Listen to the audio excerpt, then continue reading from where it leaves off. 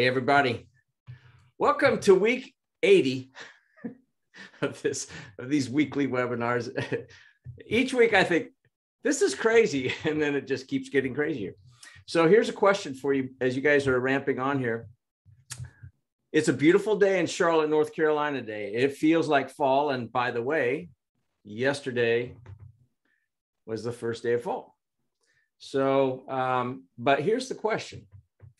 What is better than driving 8.5 hours up to Cleveland, Ohio on a beautiful day like today for a board meeting? What's better than that? Being with you. I didn't have to drive. We're doing the thing virtually tomorrow. So this is awesome. So anyway, we've got plenty of good stuff. Yeah, I know. David Worrell. Yeah, that's a low bar. Well, what's worse is driving up to Cleveland, Ohio in January through West Virginia mountains. That's worse. Anyway, so I know we've got plenty of stuff, and we actually have an anonymous email because they don't want to be incriminated by the question, but it's actually a pretty good question. So we'll get to that too. Also, before we go into the topics of today, anybody listening to this, next week, next Wednesday, as a matter of fact, the 29th, we're doing a seminar, and we're going to do it virtually this time, unfortunately, on hiring, retaining, and in re-engaging employees. And we've already got, I think, 69 registrants for it.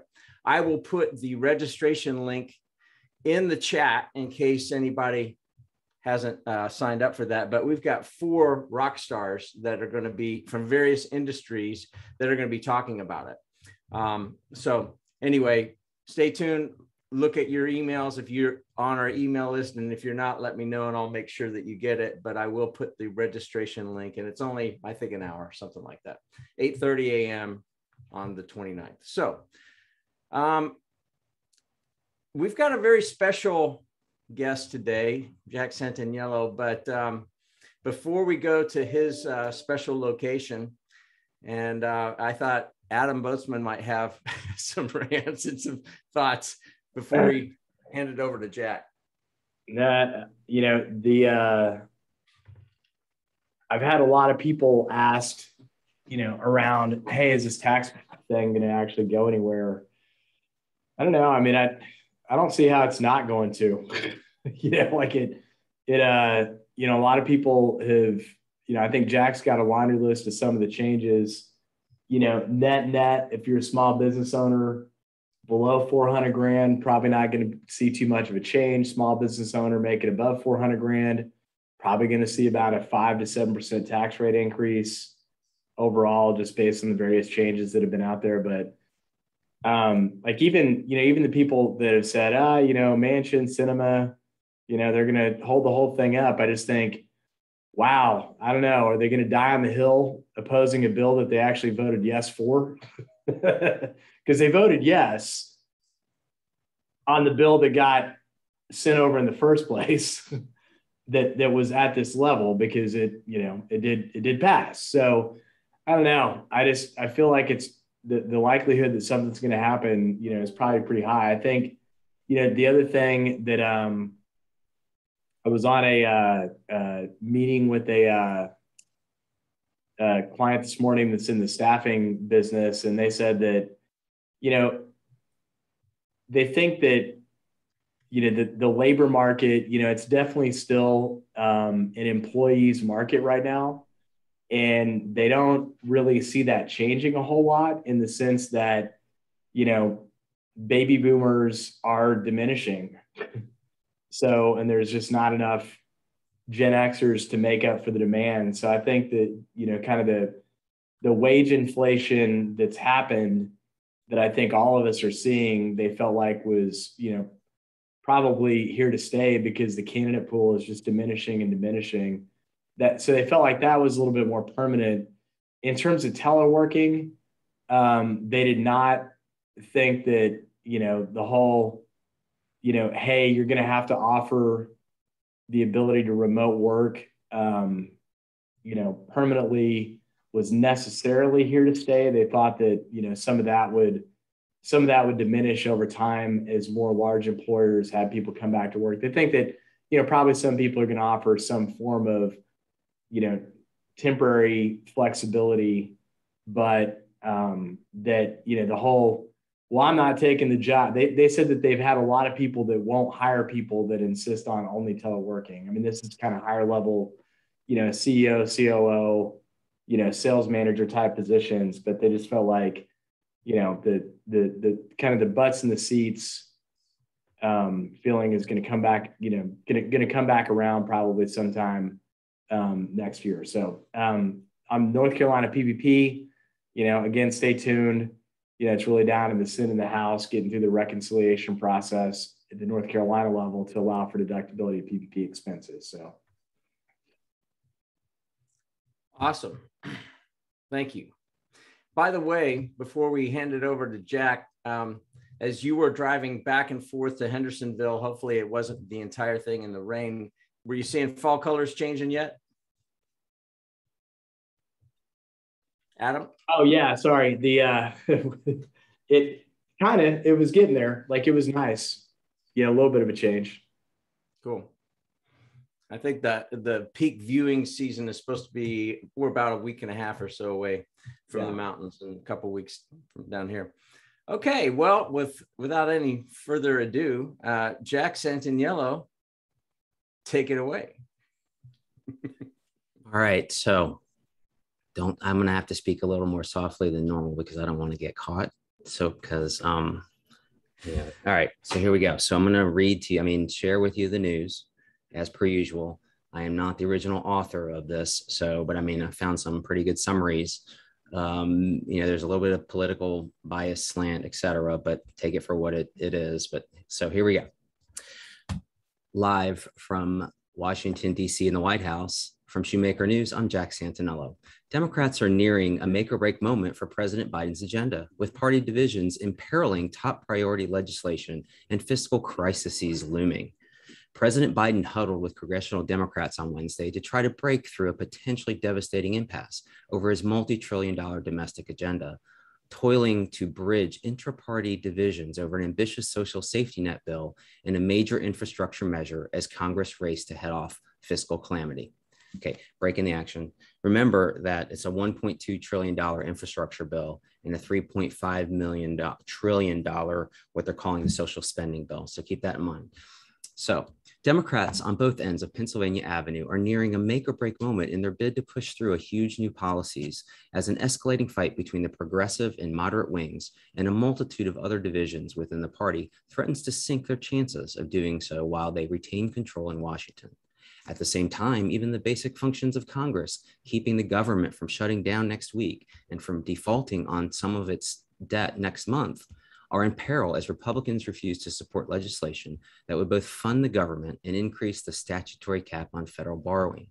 The challenges are unfolding against the backdrop of mistrust and strife within the Democratic ranks. Moderates are pressing for quick action on the $1 trillion bipartisan infrastructure bill. Progressives are demanding approval first of a far-reaching $3.5 trillion domestic policy plan, including vast new investments in climate, education, health, and social programs. Without consensus on both, Democrats who have a minuscule majority in the House and Senate will not have enough votes to send either to Mr. Biden's desk. That prospect has sown alarm at the top echelons of the party. On Wednesday, various key White House personnel made the following statement. You're either getting both bills or neither, and the prospect of neither is unconscionable. It would signal a complete and utter failure of our democratic duty and a reckless abdication of our responsibility. It would define our generation's history and show that when our time came, we failed, both for Americans now and in the years to come. The end. So there you go. The dramatic historical recount of what's happened over the past couple of days, or essentially the past week of what we've been talking about. So it's coming down to the wire. We had talked about previously about September 29th or 27th or 29th being kind of the day of reckoning. The fact that the vote on the infrastructure bill actually happening is probably getting less and less as this continues to go on. But, people are pushing. And recall that Congress just came back actually into Washington recently. They were on one of their recesses for a while. So, again, a lot of stuff was going on behind the scenes while they were out. And I'm sure they were on the phone and on their, doing their messages and everything else. But now they're back together in session. So fingers crossed that something actually happens. But there's a lot of political infighting within the political parties and then obviously across political lines. And I have stuff on the vaccination stuff, but I'll stop there so we can kind of treat that separately before we move on to the other side of things. Well, we do have a question that's coming in on the vaccination. So that we'll get to that, Joe, in just a little bit. Can we go into kind of an esoteric ERTC, PPP hypothetical situation for one of our anonymous admirers out there? So here's the situation. Oh, by the way, the question is, so at the podium where you're at, Jack, is it true that there is actually an ice cream freezer underneath the podium? And if so, what brand? There's all kinds of things underneath the podium that I can't describe. So I'll just leave it at that. But yes, there are ice cream treats, and it's a mixture of there's actually the icy popsicles, and there's also the, what do you call those things with the crusty thing on the crunchy on the top? Oh yeah, drumsticks. Drumsticks and Klondike bars. So there's the options. I just tried Blue Bunny chocolate ice cream sandwiches. I hate their commercials, but they are the best. They are smooth and creamy and soft. It's wonderful. Anyway, all right, I digress. Here we go to PPPERTC. Here's the situation. Facts. I have a company that's eligible for ERTC in Q2 of 2021. The same company has a PPP round 2 loan, which was funded on 3/9/2021. So 3/9/2021, that's important. Payroll paid between 3/9/2021 and the final check in Q2 is not quite enough to receive 100% forgiveness on the PPP loan. As a result, there are no wages available for ERTC. However, the payroll paid for 24 weeks to the staff earning under $100,000 is enough to receive 100% forgiveness on the PPP loan. The idea is this. The rules are you can't double dip. However, you can split employee wages, or can you? This is the question. Can you split the employee wages between the two programs? Meaning, I could allocate the 24 weeks of payroll for the staff earning under $100,000 for PPP loan forgiveness, and allocate the Q2 wages for the staff earning over $100,000 to ERTC program. What are your thoughts? I wouldn't have thought of the question in the context of, hey, can I use a couple people over here and a couple people over there? It's more around if by going for a 24-week time period, you're going to get max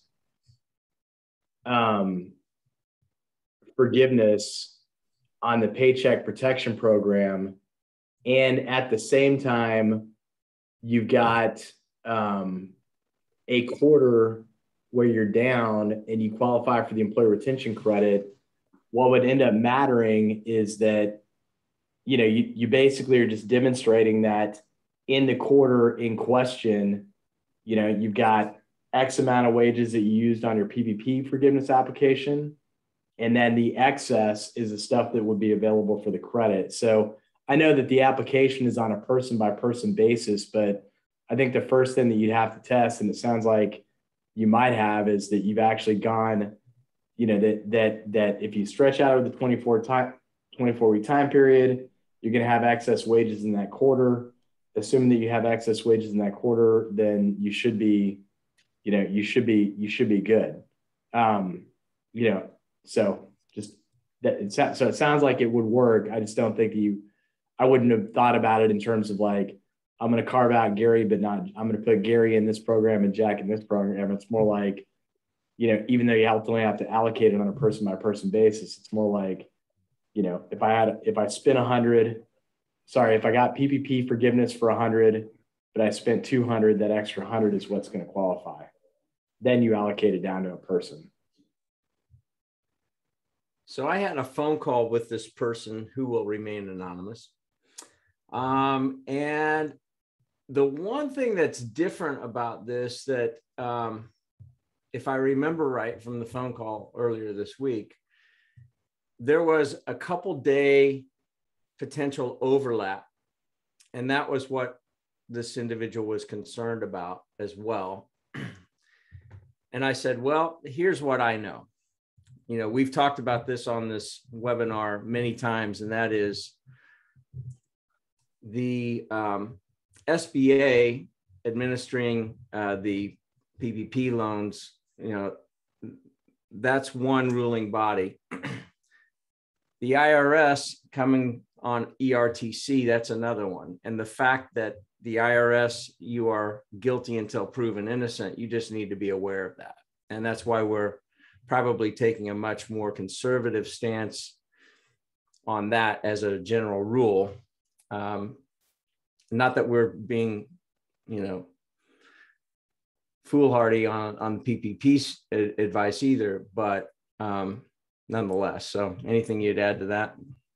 No, I think that's right, in terms of how we're thinking. Okay, cool.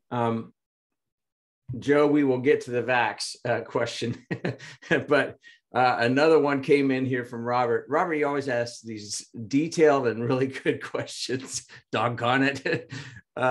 Yes, it is like the Cheetos commercial. It wasn't you, Joe. So here's the question.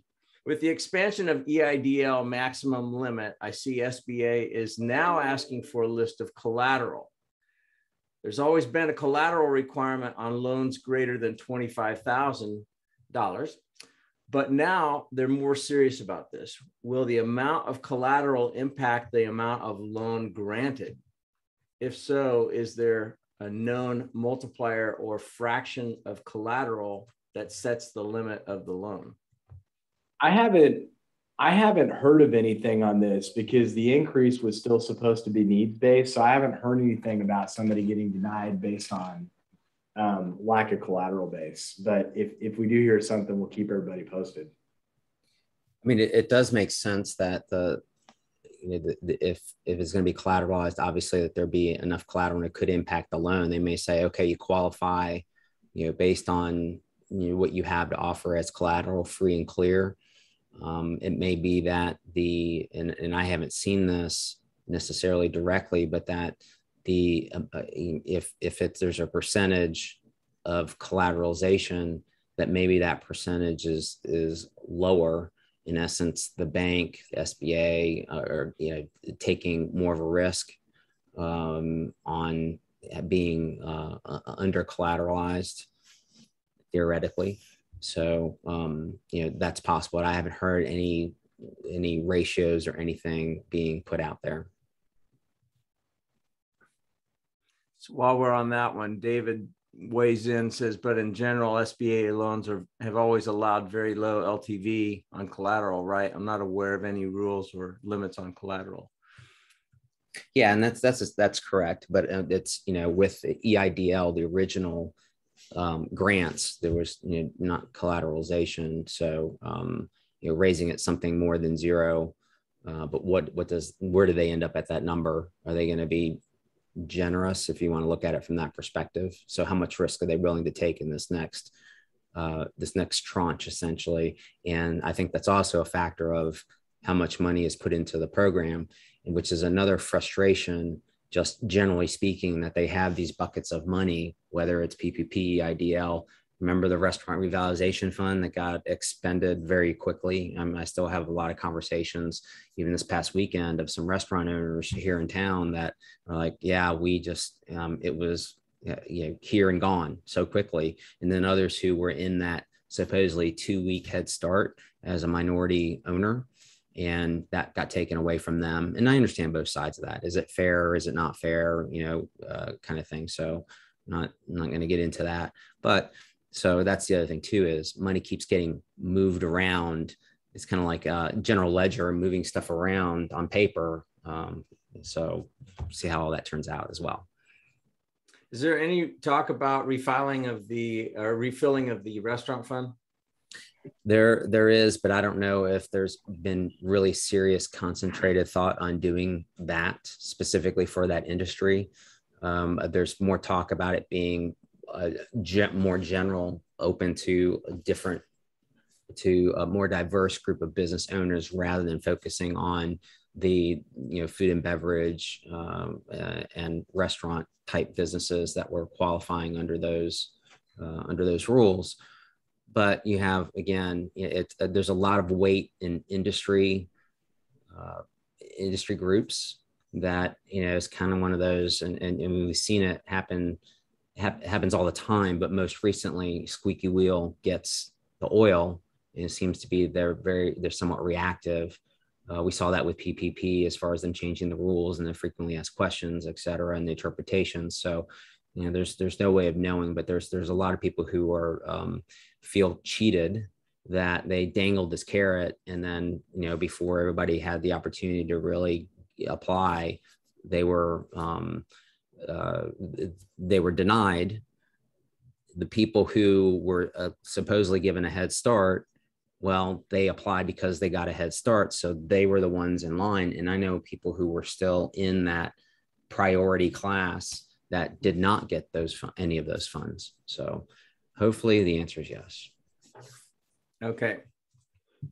So while we're talking about restaurants, if anybody likes podcasts, the Anything But Typical podcast that we just launched this week, well, we've been doing this for almost 2 years now, but the episode that we launched this week is of Joe and Katie Kindred. So if you've ever been to Kindred Restaurant or Hello Sailor, their story is really fun. And so I encourage you to listen. If you like podcasts, it's about an hour long. So you can find it on all the podcast channels.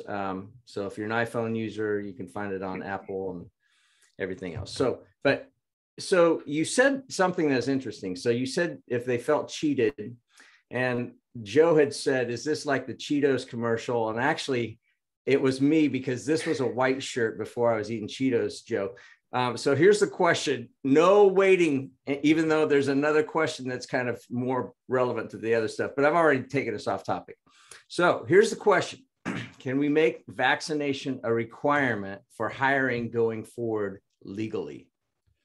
So I have a whole bunch of stuff to share on the vaccination front of things, but in answer to that question, maybe, typical legal answer is perhaps. Typical. Right? Yeah, exactly.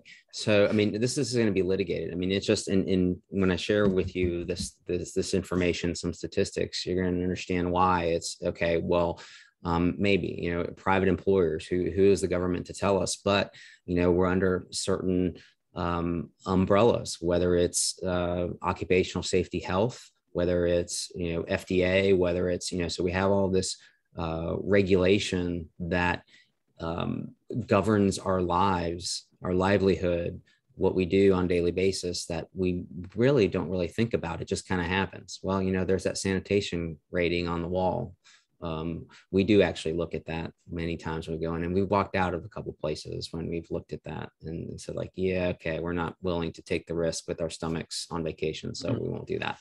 So, but at this point, there is no clear legal answer as to what is permitted and the extent of it. And, referring back to our conversation last week about, okay, so even I decide as an employee to get the vaccination, then something happens to me. I mean, death, worst case, right? So now, is there a wrongful death claim? Is there purposeful action that I caused that death to happen as an employer?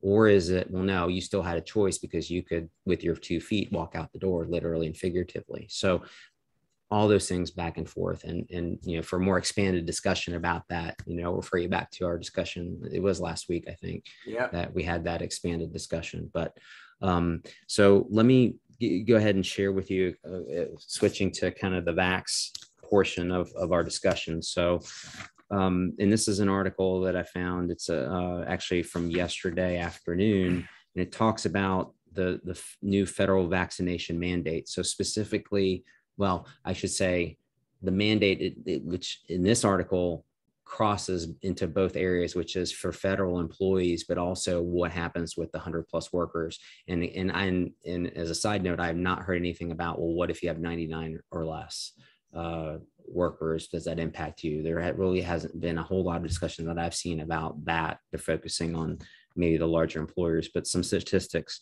roughly 80 million Americans who are eligible for COVID-19 vaccine have not been vaccinated. And as of July, 99% of COVID deaths were among the unvaccinated, who also make up 97% of hospitalizations. And I only say that not to be critical, but just to say that, the relying on statistics to basically say this is an urgent situation and this is why we have to do this, right? So who would be required to get vaccinated under this plan? So we've talked about employers with 100 more employees have to be either fully vaccinated or get tested weekly to come to work. It would include, so that's employers. On the federal employee side, it's federal workers and employees.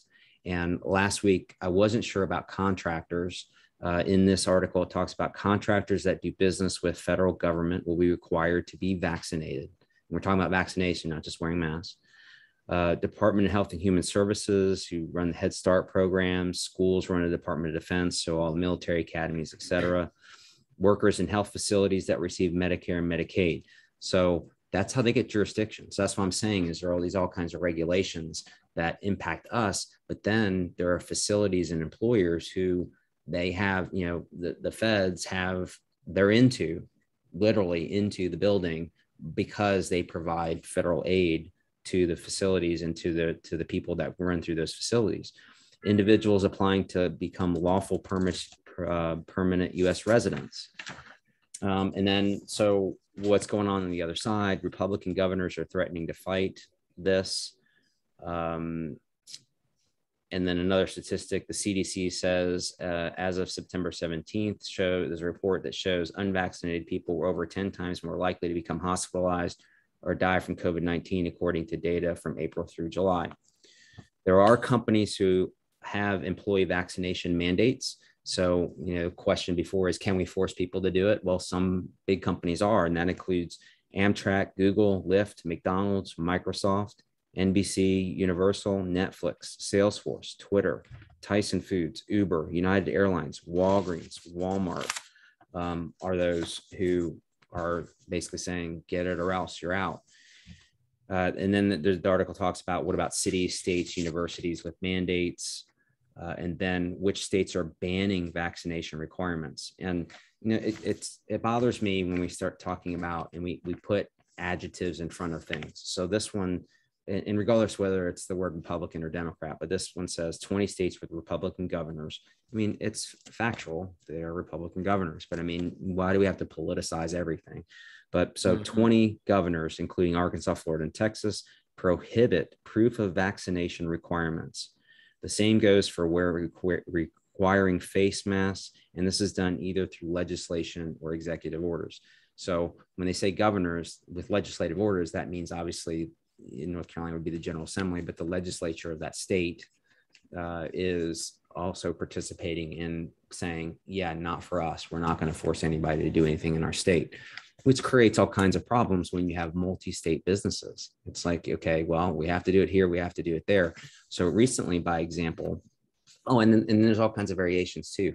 I have a client who leases space in a building that is owned and run by a company who has, it's not one of these that I just said, but has a mandate. Their policy is, it's not mandatory vaccination, but they have certain rules of where you can be and can't be in common areas, like where the copy machines are and things like that. And it impacts my tenant client because the bathrooms are common area. The entrances and exits are common area. we have our own policy. My client has their own policy of what they're doing, which is at least as stringent. Actually, it's more stringent and restrictive than the policy. And so for 2.5 weeks now, back and forth with the landlord's agents as to, we will comply if we're required to in the lease, but I don't see anywhere in the lease that we're required to. And by the way, we're doing more than what you guys are doing. So just actually earlier this morning, the landlord finally, rep said, okay, now we understand better, because the executive director of this organization had a conversation with the landlord, and it was, oh, now we understand better, regardless of the many emails that have gotten back and forth, but now we understand, so you're good and we won't bother you anymore.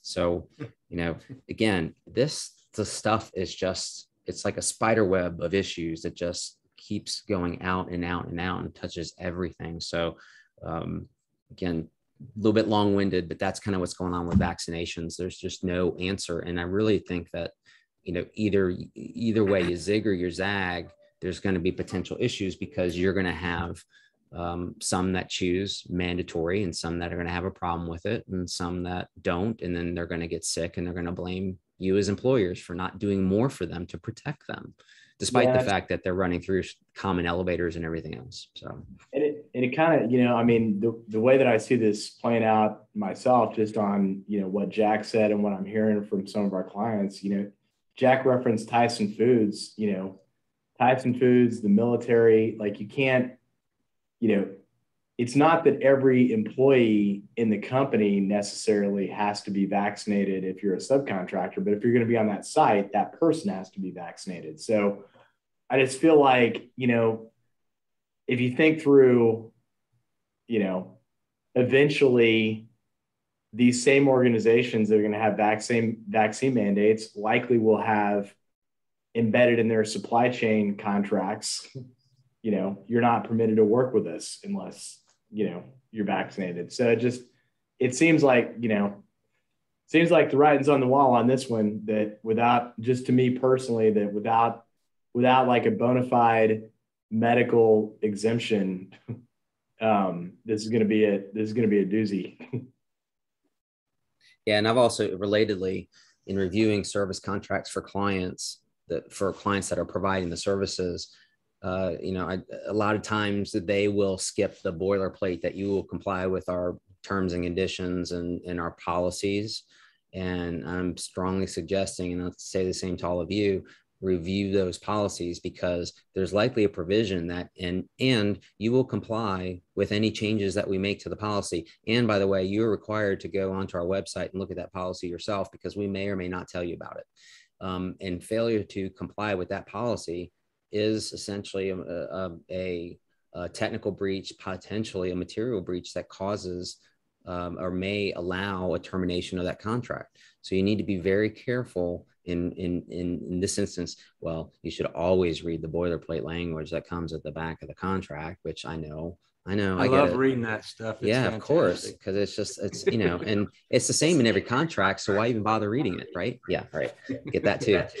So you need to really be careful about that and understand that, and make sure that if you have agreed to comply with their policy, that you understand how quickly they can change it. It's fair that they can make the change, but it's also fair that they notify you when that change is made. They give you advance notice, whether it's 30 days, should be in writing. You really shouldn't be directed to or required to go to their website to do a seek and find and see if it's been changed every other month or so. There really should be, the way I draft them, the way I review them and suggest revisions to them, is that they provide you notice and they give you an opportunity to comply, or you get to basically say, yeah, we're not going to do that, we're out. And they still have to pay you the money that they owe you for the services provided up until the date of termination. So a couple more questions along this line that have come in. The first one probably applies to Jack more than Adam, unless Adam stayed at a Holiday Inn Express last night and he is an attorney. But this one's interesting. One of my employees got COVID while working on site with a customer. Now she has long COVID. 6 months later, no taste, no smell, brain fog, fatigue. She's spending thousands on treatments. Can she file for workers' comp? Should she have filed 6 months ago? So, not being familiar with the actual rules of workers' comp with respect to timing. So I don't know if she is banned 6 months. So I can go run down the hall and ask my employment lawyers if that's the case or not. But, and I feel like, okay, so if I'm talking to an employer, I'm not necessarily, it's like, it's a different answer between the two. The reality is that, if impacting the employee, it was working on a site with a customer, doing the duties pursuant to her employment. I mean, is it any different than a box falling on your head, on the employee's head? Is it any different from getting a cut that required stitches because you're using a box cutter in the warehouse? Is it any different than, other things that qualify for workers' comp? So the challenge is that, on the one hand, you're assuming the risk of going into that environment as the employee. On the other hand, it's the employer that has put you into that situation. So there's no real good answer for that. But I mean, if I were talking to an employee, I'm like, yeah, go file and see what happens and see if it's covered. Understanding that you guys are the test pilot, you're the beta tester, you're the mouse that's trying to get the cheese. And so see what happens. If I'm on the employer side, really, there's nothing that really the employer can do. Either they're going to file or they're not going to file. And it's really not necessarily up to you, other than to initially deny the workers' comp claim if you are so inclined. But then, really the decision's not in your hands. So. All right, that's good. Here's this was a free for all. It's a jump ball. This is from Papa Joe. Is the 100 number significant from classification standpoint, or should we expect that number to drop to 75, 50, 25 in the future? If I'm speculating, I mean, we've seen how they can kind of modify the number and see, and, it depends. I think they initially chose 100 because they thought that was a manageable number. When they start doing the math, as far as how many people that impacts, that it's sufficient to be impactful, but it's not overwhelming that we're not implementing something on businesses that may not be able to sustain it. There is, you look through the articles, one of the questions is, who's paying for all this stuff? Okay, we're making people do all these things. Who's paying for this? So far, it's been, as I said before, the government or your insurance policy or you. And so, but, moving forward, it's, who is going to pay for all this stuff? So that's why I think that they, again, Jack theory, why they chose 100 is when you do the math, it seems to be reasonable, but, it could go down to lower than that. Potentially, it might go higher than that. It might be that, okay, well, on reconsideration, maybe 100 employees was too low. So the net was too wide. So maybe we raise the number so that, or, we allow, I mean, it's, the number is aggregate. So maybe they say it's at facility, at per facility numbers instead of aggregate across the company. As Adam said before, maybe there's exemptions for different types of duties. So maybe it depends on the type of business that the company is doing overall, or maybe it is specifically directed to people that are in certain contact with other people, so that maybe you can create little bubbles where the back office people, if they are all vaccinated, or if you're doing certain things that they don't have to be vaccinated, or, so I can see the desire to have different rules for different situations to cover exceptions, but then doesn't it become a little bit unwieldy? And then if there's a problem, having to prove this, and then you get into, well, that person said they were vaccinated, but they weren't, then you have to ask questions. So it gets into personally protected health information and all those issues too. So it's just all this stuff is like, a powder keg just waiting to explode. And it's just a matter of when the ignition hits the fuse to do it. Sure seems that way. But so I'm not an economist. I'm just a guy from Kansas, right? But you said who's paying for it? All right. So there were three choices. And I would say that's actually one choice, because three choices: the government, insurance companies. Well, who ultimately passes that along? Where do they get passed to?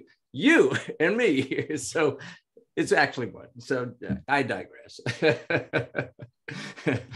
Oh my goodness. Through that. That is true. All right. Let's go back to PPP, and then we'll circle back to EIDL based on these questions that have come in. So dust off the cobwebs about PPP. Is it possible to file for any PPP or PPP2 money at this point, or has that ship sailed? Ship sailed. Oh, and we did get a little harassment on the chat. Chris was wondering, you look a lot different and sound a lot different than Jen Psaki. Just saying.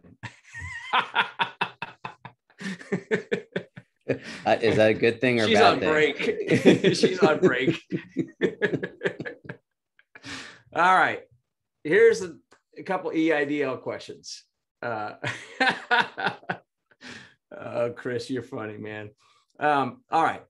EIDL now allows for refinancing of higher rate debt as long as it's not SBA or governmental debt or government debt. But there is a restriction on expansion with the use of funds. Does this mean that a new equipment purchase is not permitted? Does this prohibit the use of funds to merge in another business as an asset purchase? How is expansion defined? Well, I think expansion is pretty well how you defined it, Robert, that, they're going to be upset if you, used it in lieu of getting an SBA small business loan, and they're going to be mad if you used it in lieu of getting equipment financing. But I think the problem,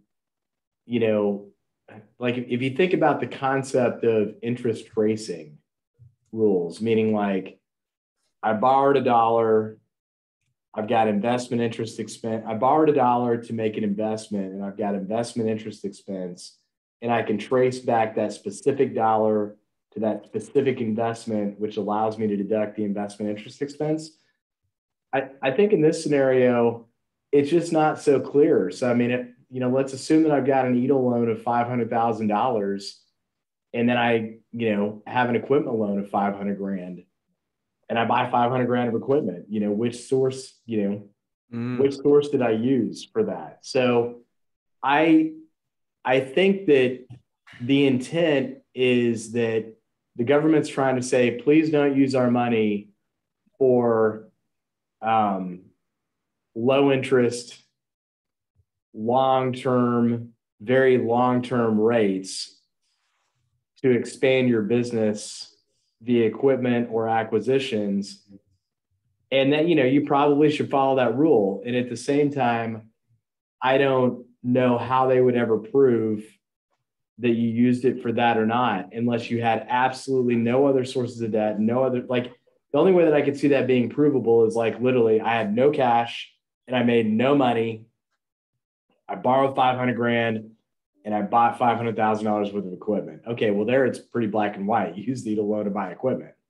But independent of that set of facts, it's really hard to trace where did you use the money to fund, payroll and rent and cost of goods sold, which is its intended purpose, or, and then use other money to pay for that other stuff. It's a hard, it's a hard rule to trace. I think that unless it's black and white, it's very gray. Like I wouldn't use it with that stated intentionality. I think instead what I would think about it as, well, look, if I'm distressed, they'll loan me the money. I'm going to use the EIDL loan to fund operating expenses, and I'm still going to get traditional financing for equipment purchases and things like that. If I was trying to play it safe, which I would try to play it safe. And I think there's also issues of interpretation as to, you say new equipment.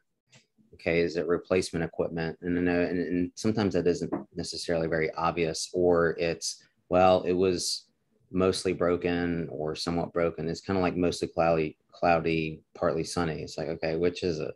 And so there are those issues as well. So and I'm not aware of a definition of expansion that would specifically say this, here's the line of what that is necessarily. So again, in the gray area in certain circumstances, but I think in an actual transaction, like an asset deal or something along those lines, maybe a little more difficult to, I won't say hide it, but to justify that use of funds for a particular purpose. Man, I like that lawyer language coming out of the White House. Back to the collateral question. This is interesting. Should the business owner refrain from putting down personal assets as collateral? What are the pros and cons? I mean, you're trying to minimize the extent. I mean, it's already baked into there that that your personal guarantee is minimalized as part of the loan process anyway. So I probably would say, if they're asking for full disclosure on a personal financial statement, then you need to fill out the personal financial statement like it actually is represented. But I don't think they call for that. I think what they're just calling for are business assets in this particular case. From my perspective, there are only 4 times, and I try to push clients to think about it this way: 4 times you should be signing personal guarantees, and there's no way around it.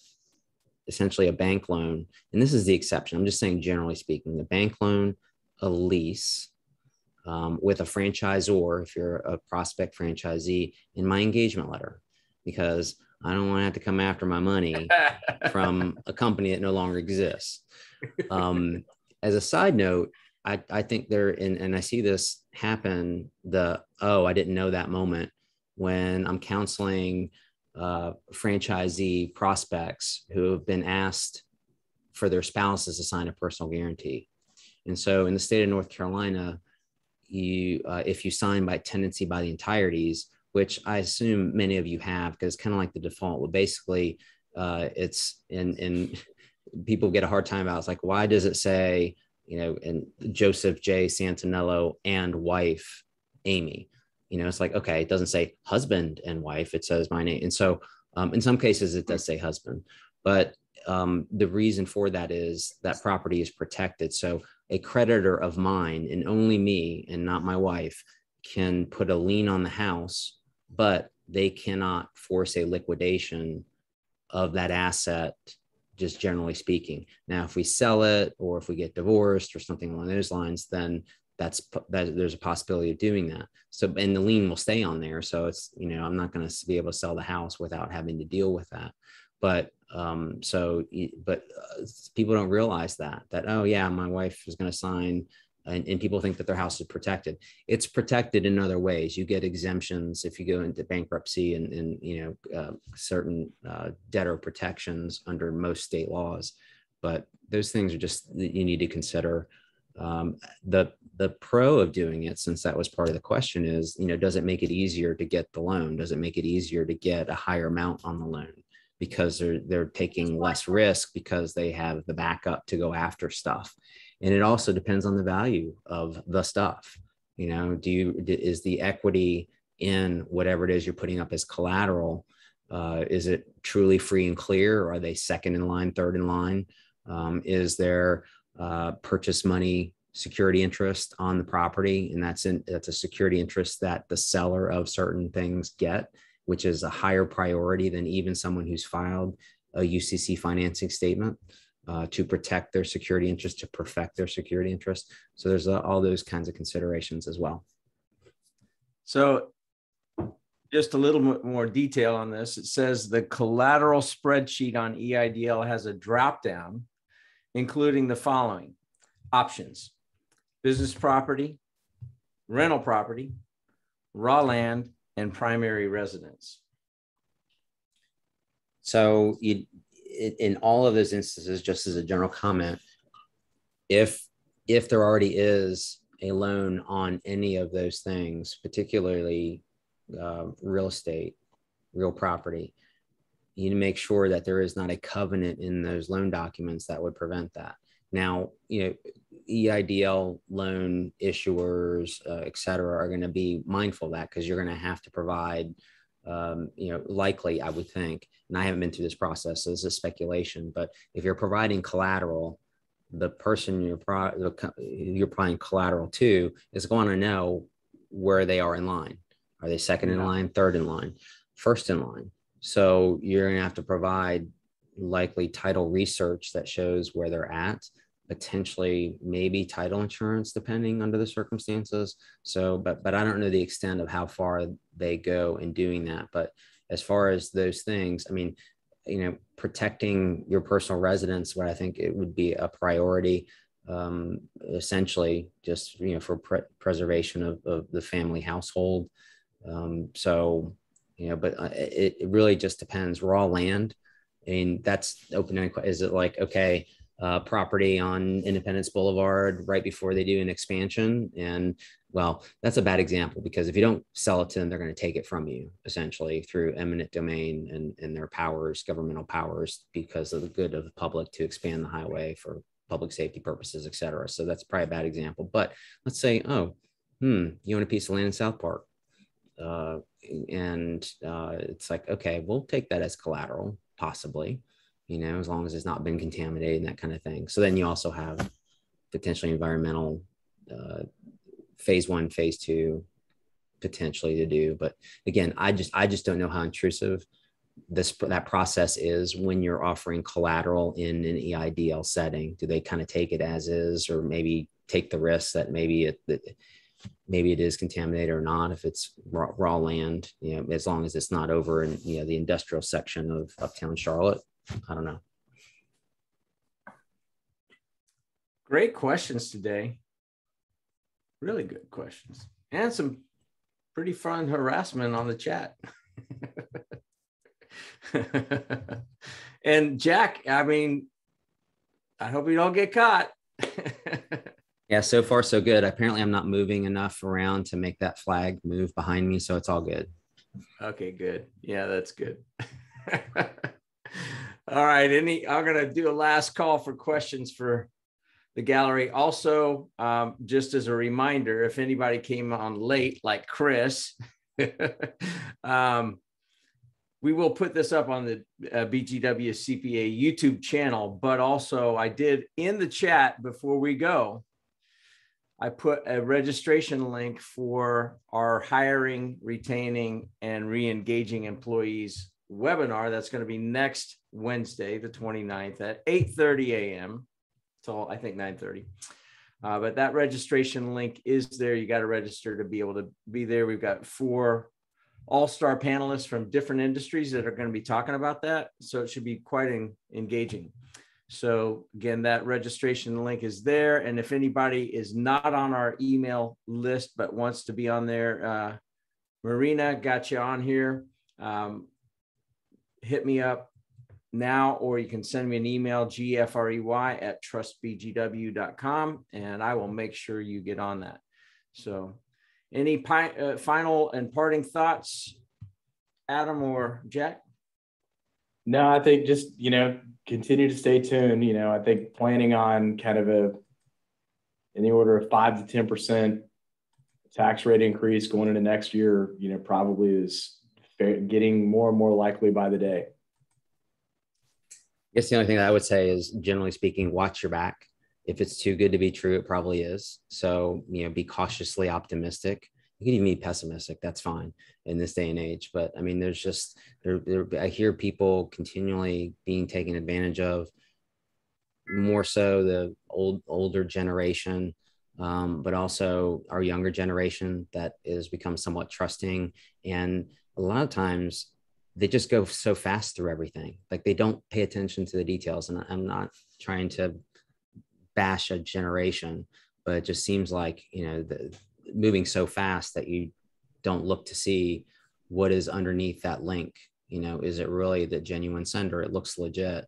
And I've said this before, some of the phishing scams, PHIS phishing scams are pretty detailed and in depth that you should just be careful when you're doing certain things. I would suggest that if you're not sure, don't push a link on your phone. Go to a computer where you can actually move a mouse and see what's underneath there. I mean, I get so many things from my banks that are from at yahoo.com or gmail.com that look pretty legit. And, if I, on the computer, I can see that. On my phone, not necessarily. So anyway, just the public service announcement for week 80, right? Are we on week 80? Week right? 80. There you go.